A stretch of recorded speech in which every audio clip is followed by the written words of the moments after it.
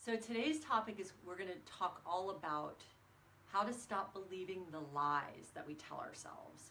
I think that so many of us get caught up in the beliefs that we have about ourselves and the negative self-talk that we have. And it's all just lies. And we identify so much with those thoughts and we think they are who we are. And they're just thoughts. And so I wanted to touch on this topic today. Hi, Rachel. Oh, thank you. I appreciate you saying that. That's so sweet. Rachel said you look glowing and happy. Thank you. I really appreciate that. But you know, the thoughts that we have and the lies that we tell ourselves. And so I'll give you an example of that from my own life. So I grew up in a very traumatic household, and there was a lot going on all the time. And I didn't feel like, now that I look back as an adult, that I received, you know, the emotional support that I needed. And my father was not really around. He wasn't really supportive. He was an alcoholic, and I've shared this before, and most of you know this about me. And that led to me really feeling like I didn't have a father, and I didn't have that father figure in my life to support me. And so, you know, I always felt like that was a big issue for me in terms of my relationship with men. And in a lot of ways it was, because I believed it. And I also thought that because I had gone through so much in my life, that I was broken and that I needed to fix myself, and that I wouldn't be able to have a relationship with someone until I fixed myself, until I was perfect, until I was totally clear of all of my baggage and all of that stuff. And that was just, that kept me in a vicious cycle, and it kept me believing that I was just not good enough as I was right here and now. And I was constantly seeking and looking for self-help and looking for answers outside of myself, and always looking to a guru or someone outside of myself versus just looking within and starting to question the lies I was telling myself. But the truth is, I didn't know at the time. I didn't know I was telling myself lies.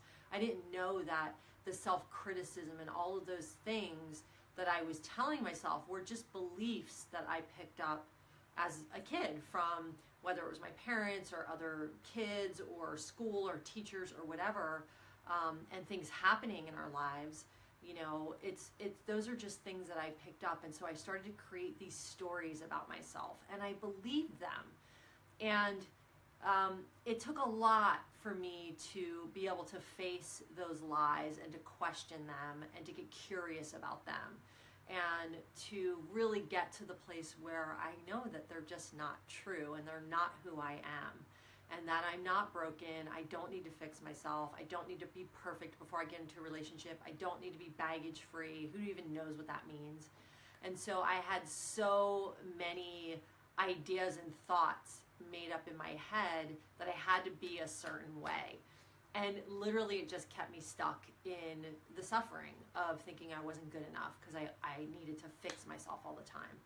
And I remember I was in my master's program in spiritual psychology, and one of the teachers said to me one day, what would it be like if you gave up, you know, working on yourself, or gave up yourself as a self-improvement project, or gave up the fact that you are working on yourself as a self-improvement project? And I was like, I don't know. I've been working on myself for so long. I don't know what it would be like. I imagine it would feel freeing. And I imagine that I wouldn't be so caught up in feeling like I was broken all the time, or feeling like I needed to be fixed. Because the truth is, we are perfectly imperfect as we are. And the problem is that we don't accept that about ourselves. We want to be different than what we are, and that creates so much suffering. And then there's all the lies we tell ourselves, like that we're fat, or we're not good enough, or no one will love us until we weigh 130 pounds, or until we lose that last 20 pounds, or we're not going to be happy until we make, you know, 6 figures or $1 million or whatever it is. Like all of these thoughts and ideas that we have. And the truth is like we get so caught up in those negative thoughts, and it's, you know, the positive thinking helps, like going to a positive thinking. But the thing that helps the most is really just letting go of those thoughts and not believing them. And so something that I do, and you know, these types of thoughts really get in the way of us thriving in our lives, and they get in the way of us having peace and freedom in our lives with food and just in general. And I think that a lot of these thoughts and these feelings about ourselves drive us to food, and that's why we use food as a crutch, because we have beliefs about ourselves and we don't know what to do with those beliefs, and so food becomes our comfort. And so something that I like to do when I start to catch myself in that negative thinking spiral is I literally say, stop, like out loud, because I catch myself, I hear it, and I say, stop, that's not true. That's not true. That's a lie. Like I question it and I tell it it's not true. And then I say to myself, what's a better thought that I can think right now? You know, what's something that is better that I can think right now? And also when I have those thoughts, even asking the question, like, is that even true? Like, is that true? Versus just saying that's not true. Just questioning it and saying, is that really true? Like when I had the thought of I'm broken, you know, questioning, is that true? Like, am I really broken? That's just an idea that I have, and it's something that I've identified with, and it's not true. It's all lies. And it takes a lot of courage for us to face these lies we tell ourselves. It takes a lot of courage. And I have a really close friend in my life who one day said that to me. He's like, you have to really step up and face those lies and believe that they are not true and start to see them for what they are. They're just lies. And they came from the beliefs that you created so long ago through experiences you had, through things that people told you when you were young, through things that people said to you. And so we get to question, and we get to not listen, and we get to, you know, tell those lies to freaking take a hike. I was going to say something much worse than that, but I kept it politically correct, or whatever you want to say, or clean. I tend to get a Jersey potty mouth sometimes. But yeah, telling those lies to freaking take a hike. Rachel, my positive thinking internal happiness came after my ex-husband beat me, and I had a quarter divorce. Being single and independent and a survivor gave me strength. Yes. Oh my God. Thank you so much for sharing that. I went through an abusive relationship too. And, I don't share that with many people, but I have shared it publicly. And so since you brought that forward, Rachel, thank you so much for your honesty. There was a time after that relationship where I really questioned myself, and I questioned my choices and my decisions and who I was in those moments when I made those choices to stay in a relationship that was abusive. And so much of it came from me not feeling strong in who I am, and not believing that I was good enough, or not believing that I could be alone and be okay. You know, I think sometimes we stay in relationships because we're afraid to be alone, and we think that we'll be alone forever, you know, and we're scared of being alone, and we're scared that we might not be happy if we're alone. But the truth is, it's like, would you rather stay with someone and be miserable versus finding out if you can be happy alone? And like really honoring yourself versus just settling, because life is way too short to settle. And what I believe is that we have the power to create whatever we want in our lives. And that includes creating a life that is, you know, positive and joyous. And, you know, we are humans, so we're always going to come up against things. But I think it's important to question ourselves, and to get curious, and to ask, oh, thank you, Rachel, I'm sending you a hug too, and to ask, you know, like, is this even true? Where is this even coming from?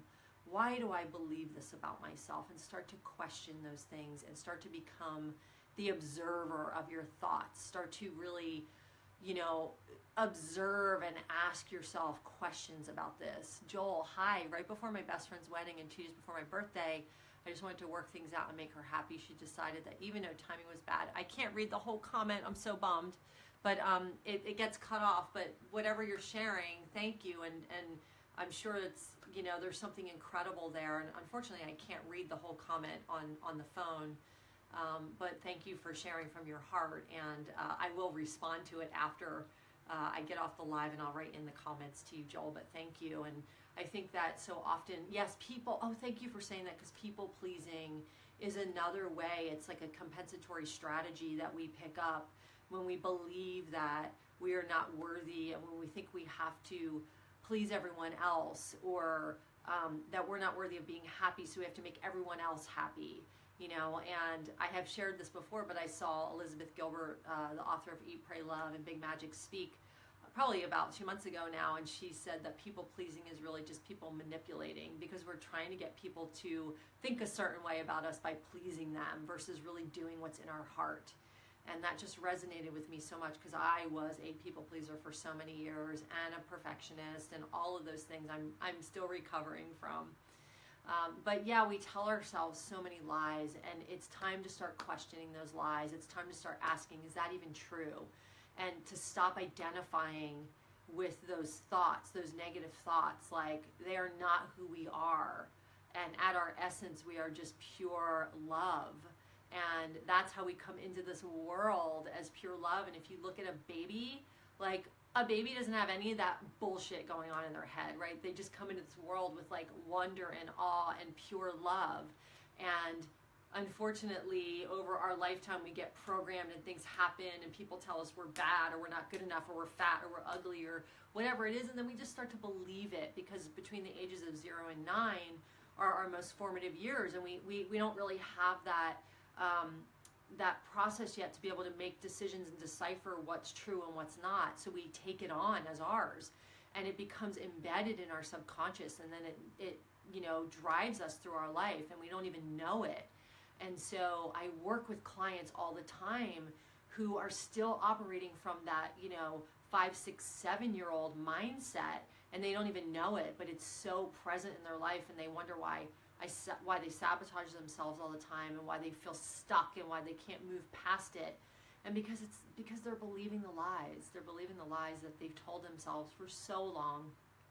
And you can change that, and you can do that by starting to question if it's true, and starting to really not accept it, not accept those thoughts, and move on to a different thought. What's a more supportive thought? What's a more empowering thought about yourself right now? Not somewhere in the future, but right now. Like, what can you think right now that's going to serve you? And oftentimes, like, again, I'll notice like a negative thought will creep in, and I'll go stop out loud, and then sometimes I'll laugh at myself and go, God, you're so mean to yourself sometimes. Why do you do that? But it's so ingrained. It's been so ingrained in me for so long. And the awesome thing is now I catch it, and I can stop it, and I can redirect it.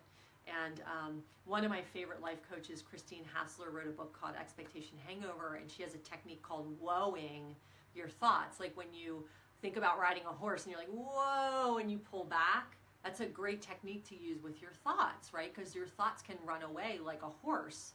And if you imagine pulling the reins back on your thoughts and going, whoa, like, no, I'm not going to let myself run away with that. Like, I'm going to question it and be curious about it and ask myself if it's even true. And then redirect to something that's more supportive and more loving and more caring. And, every time you catch yourself in that self-criticism, in that negative cycle, because you guys, you know what? This is a fact. We are wired to be negative. Human beings are wired to be negative. It's our reptilian brain. It's the first part of our brain that developed, and it's the survival part of our brain. And it's wired to be on alert and to be negative and to look for danger.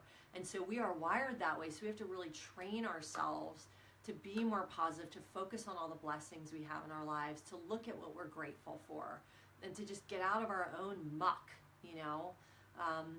There's so many times that I used to get caught up in my own muck. And one of the biggest ways out of it was for me to be of service, and to go volunteer, or just to walk down the street and say hello to people, or do some random acts of kindness. That's a really great way to get out of your own muck. Because here's the thing, when we're all caught up in our own stuff, it's so self-absorbed and it doesn't feel good, and it's so self-absorbed. So how can you start to get yourself out of your own muck, question the validity of your voices. You know, is it even true? And just to let them go. Like, I'm going to let that thought go because that's not even going to serve me. And what's a better thought? What's a way I can be of service? What's something that I can do that will mean something today?